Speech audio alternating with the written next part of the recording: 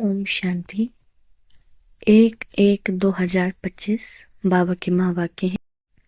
बाबा कहते हैं, मीठे बच्चे, तुम ज्ञान की बरसात कर हरियाली करने वाले हो। तुम्हें धारणा करनी और करानी है। प्रश्न, जो बादल बरसते नहीं हैं उन्हें कौन सा नाम देंगे?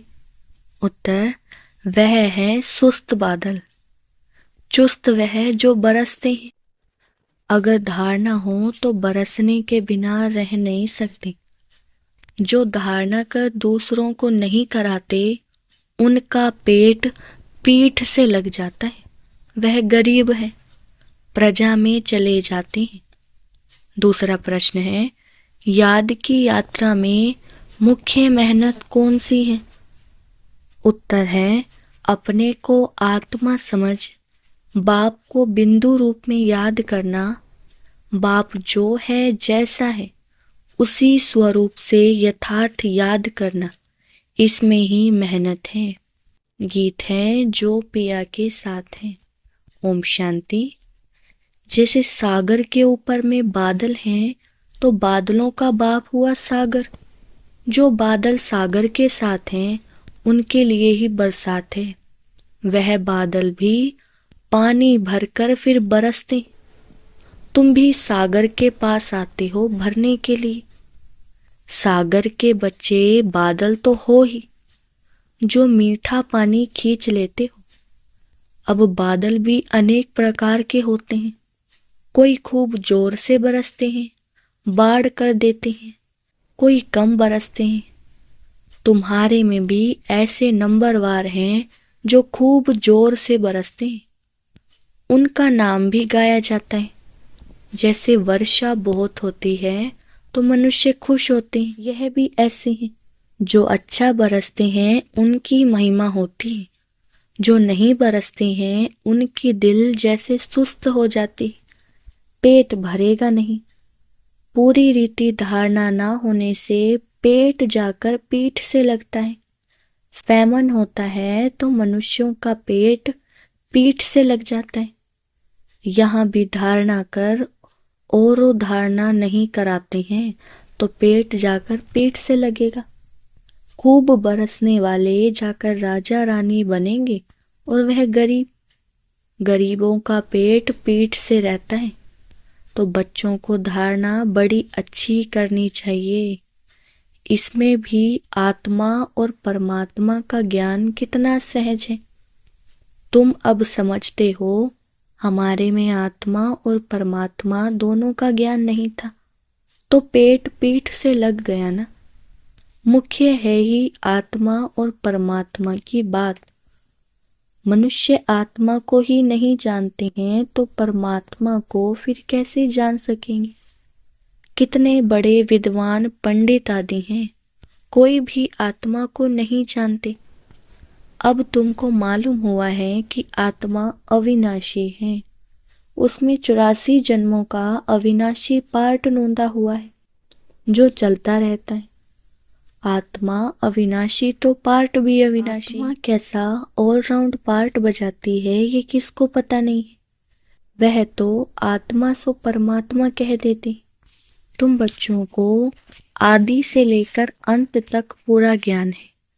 वह तो ड्रामा की आयु ही लाखों वर्ष कहते। अभी तुमको सारा ज्ञान मिला है। तुम जानते हो, इस बाप के रचे हुए ज्ञान यज्ञ में यह सारी दुनिया स्वाहा होनी है। इसीलिए बाप कहते हैं, देह सहित जो कुछ भी है यह सब भूल जाओ, अपने को आत्मा समझो। बाप को और शांति धाम स्वीट होम को याद करो। यह तो है ही दुख धाम। तुम्हारे में भी नंबरवार पुरुषार्थ अनुसार समझा सकते हैं। अभी तुम ज्ञान से तो भरपूर हो, बाकी सारी मेहनत है याद में। जन्म जन्मांतर का देह अभिमान मिटाकर देही अभिमानी बने, इसमें बड़ी मेहनत है।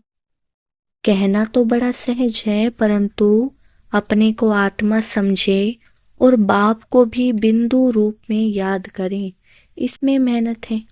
बाप कहते हैं, मैं जो हूँ जैसा हूँ ऐसा कोई मुश्किल याद कर सकते हैं?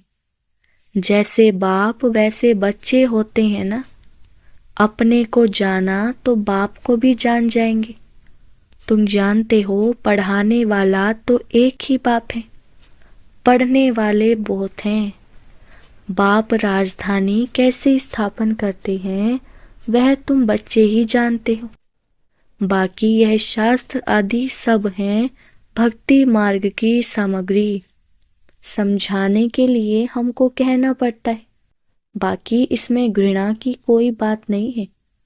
शास्त्रों में भी ब्रह्मा का दिन और रात कहते हैं, परंतु समझते नहीं। रात और दिन आधा आधा होता है। सीढ़ी पर कितना समझाया जाता है। मनुष्य समझते हैं कि भगवान तो बड़ा समर्थ है, वह जो चाहे सो कर सकते हैं। लेकिन बाबा कहते, मैं भी ड्रामा के बंधन में बांधा हुआ। भारत पर तो कितनी आफतें आती रहती हैं, फिर मैं घड़ी घड़ी आता हूँ क्या? मेरे पार्ट की लिमिट है। जब पूरा दुख होता जाता है तब मैं अपने समय पर आता हूँ। 1 सेकंड का भी फर्क नहीं पड़ता है। ड्रामा में हर एक का एक्यूरेट पार्ट नोंदा हुआ है। यह है हाईएस्ट बाप की रीइंकारनेशन। फिर नंबरवार सब आते हैं, कम ताकत वाले। तुम बच्चों को अभी बाप से नॉलेज मिली है, जो तुम विश्व के मालिक बनते। तुम्हारे में फुल फोर्स की ताकत आती है। पुरुषार्थ कर तुम तमो प्रधान से सतो प्रधान बनते हो। औरों का तो पार्ट ही नहीं है। मुख्य है ड्रामा, जिसकी नॉलेज तुमको अभी मिलती है। बाकी तो सब है मटेरियल, क्योंकि वह सब इन आंखों से देखा जाता है। वंडर ऑफ द वर्ल्ड तो बाबा है, जो फिर रचते भी स्वर्ग हैं, जिसको हेवन पैराडाइज कहते। उनकी कितनी महिमा है। बाप और बाप की रचना की बड़ी महिमा है। ऊंचते ऊंच है भगवान। ऊंचते ऊंच स्वर्ग की स्थापना बाप कैसे करते हैं, यह कोई भी कुछ भी नहीं जानते हैं। तुम मीठे मीठे बच्चे भी नंबरवार पुरुषार्थ अनुसार जानते हो, और उस अनुसार ही पद पाते हो। जिसने पुरुषार्थ किया वह ड्रामा अनुसार ही करते हैं। पुरुषार्थ बिगर तो कुछ मिल ना सके। कर्म बिगर 1 सेकंड भी रह नहीं सकते। वह हठ योगी प्राणायाम चढ़ा लेते हैं, जैसे जड़ बन जाते हैं। अंदर पड़े रहते हैं, ऊपर मिट्टी जम जाती है। मिट्टी के ऊपर पानी पड़ने से घास जम जाती है, परंतु इससे कुछ फायदा नहीं। कितना दिन ऐसे बैठे रहेंगे? कर्म तो जरूर करना ही है। कर्म सन्यासी कोई बन ना सके। हाँ, सिर्फ खाना आदि नहीं बनाते हैं, इसलिए उनको कर्म सन्यासी कह देते हैं। यह भी उन्हों का ड्रामा में पार्ट है। यह निवृत्ति मार्ग वाले भी नहीं होते तो भारत की क्या हालत हो जाती। भारत नंबर 1 प्योर था। बाप पहले पहले प्योरिटी स्थापन करते हैं, जो फिर आधा कल्प चलती है। बरोबर सतयुग में एक धर्म एक राज्य था, फिर डिटी राज्य अब फिर से स्थापन हो रहा है। ऐसे अच्छे अच्छे स्लोगन बनाकर मनुष्यों को सुजाग करना चाहिए। फिर से डिटी राज्य भाग्य आकर लो। अभी तुम कितना अच्छी रीति समझते हो। श्री कृष्ण को श्याम सुंदर क्यों कहते, यह भी अभी तुम जानते। आजकल तो बहुत ही ऐसे ऐसे नाम रख देते, श्री कृष्ण से कंपटीशन करते हैं। तुम बच्चे जानते हो पतित राजाएं कैसे पावन राजाओं के आगे जाकर माथा टेकते हैं, परंतु जानते थोड़े ही हैं। तुम बच्चे जानते हो जो पूज्य थे वही फिर पुजारी बन जाते। अभी तुम्हारी बुद्धि में सारा चक्र है। यह भी याद रहे तो अवस्था बड़ी अच्छी रही। परंतु माया सिमरन करने नहीं देती, भुला देती। सदैव हर्षित मुख अवस्था रहे तो तुमको देवता कहा जाए। लक्ष्मी नारायण का चित्र देख कितना खुश होते हैं। राधे कृष्ण अथवा राम आदि को देख इतना खुश नहीं होते, क्योंकि श्री कृष्ण के लिए शास्त्रों में हंगामे की बातें लिख दी हैं। यह बाबा बनता भी श्री नारायण है ना। बाबा तो इन लक्ष्मी नारायण के चित्र को देख खुश होते हैं। बच्चों को भी ऐसे समझना चाहिए। बाकी कितना समय इस पुराने शरीर में होंगे, फिर जाकर प्रिंस बनेंगे। यह एम ऑब्जेक्ट है ना। यह भी सिर्फ तुम जानते हो। खुशी में कितना गदगद होना चाहिए। जितना पढ़ेंगे उतना उच्च पद पाएंगे, पढ़ेंगे नहीं तो क्या पद मिलेगा। कहाँ विश्व के महाराजा महारानी, कहाँ साहूकार प्रजा में नौकर चाकर। सब्जेक्ट तो एक ही है, सिर्फ मनमना भव मध्याजी भव। अल्फ और बे, याद और ज्ञान, इनको कितनी खुशी हुई। अल्फ को अल्लाह मिला, बाकी सब दे दिया। कितनी बड़ी लॉटरी मिल गई, बाकी क्या चाहिए। तो क्यों ना बच्चों के अंदर में खुशी रहनी चाहिए। इसीलिए बाबा कहते हैं ऐसा ट्रांसलाइट सबके लिए बनवाएं जो बच्चे देखकर खुश होते हैं। शिव बाबा ब्रह्मा द्वारा हमको यह वर्षा दे रहे हैं। मनुष्य तो कुछ नहीं जानते, बिल्कुल ही तुच्छ बुद्धि हैं। अभी तुम तुच्छ बुद्धि से स्वच्छ बुद्धि बन रहे हो, सब कुछ जान गए हो और कुछ पढ़ने की दरकार नहीं। इस पढ़ाई से तुमको विश्व की बादशाही मिलती है। इसलिए बाप को नॉलेजफुल कहते हैं। मनुष्य फिर समझते हैं, हर एक के दिल को जानते हैं, परंतु बाप तो नॉलेज देते हैं।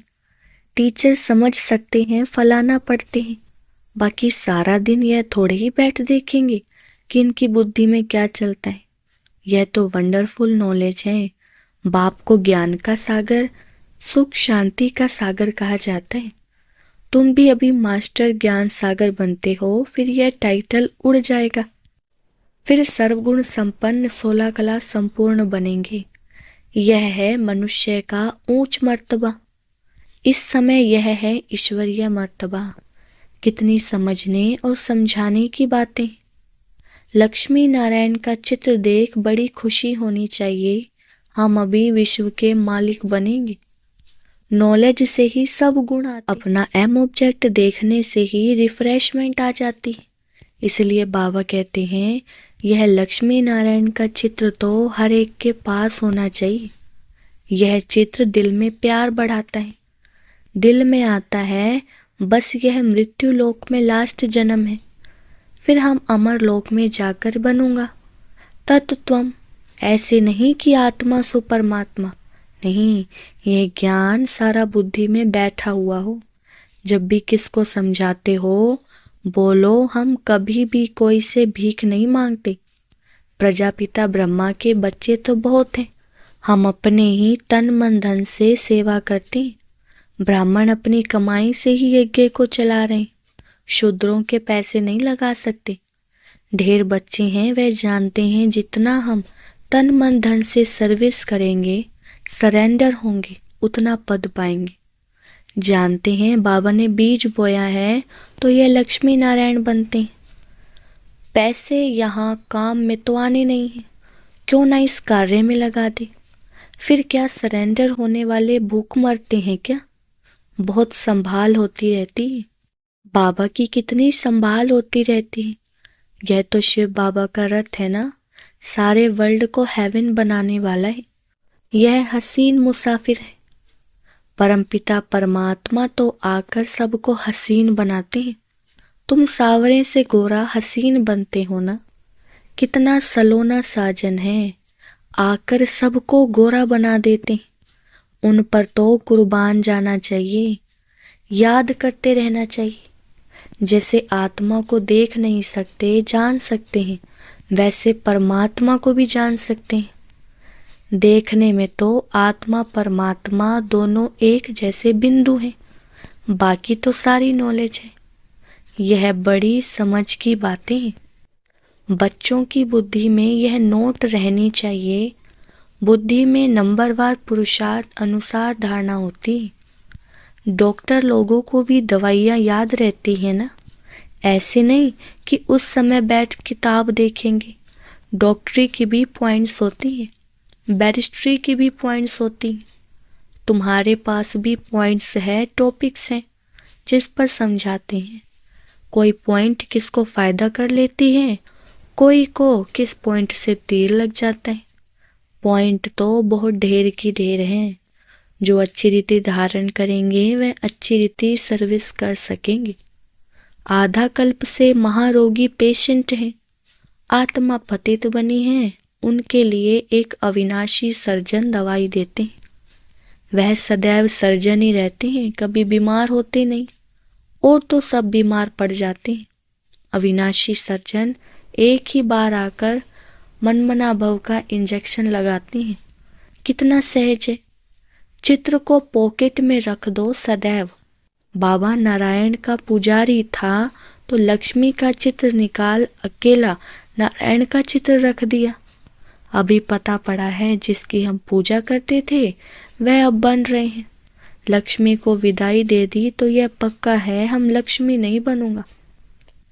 लक्ष्मी बैठ पैर दबाए यह अच्छा नहीं लगता था।